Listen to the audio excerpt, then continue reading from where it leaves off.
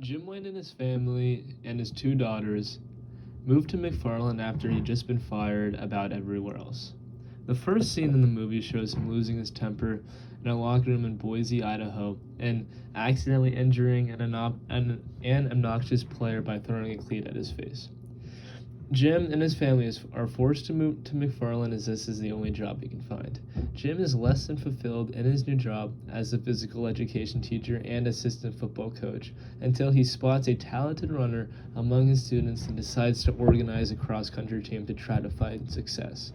The sport is dominated by mostly white and wealthy schools in places like Palo Alto with fancy uniforms and lavish facilities. McFarland's high school, which mostly educates the children of Mexican farm workers, is across the street from a prison, and the flat surrounding area is flat and dusty, except for the orchards and fields where the students and their parents work after and before school.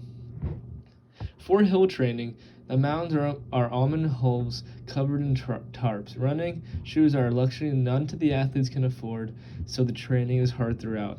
Through the ups and downs of the season, Jim White truly connects with his runners as he tries to help them out in whatever way he can, whether it be doing SAT classes with them, trying to get them into college, or helping pick their own parents' produce one morning at 4 a.m.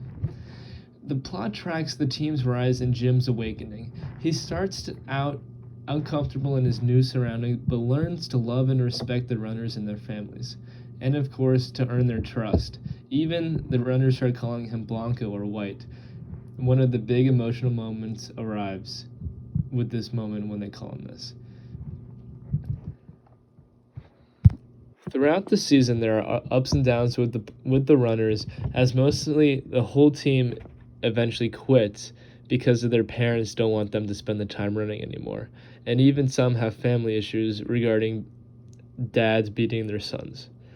These problems can quickly be seen as Coach White's problem, as he has to intervene in almost all of them to try to help the kids stay on course with the right direction in life and not get off. The movie concludes with them actually making the state finals after no one thought this would happen, and then them actually winning it, proving to everyone in the audience that anything can happen no matter who you are or where you come from. This movie truly signifies perseverance and determination and can be a good life lesson to all people, as all people have gone through this at some point in their lives or will go through this and will need some kind of reference to think back and just know that anything is possible as long as they are willing to put the hard work into themselves and truly believe into themselves like this team believed in them.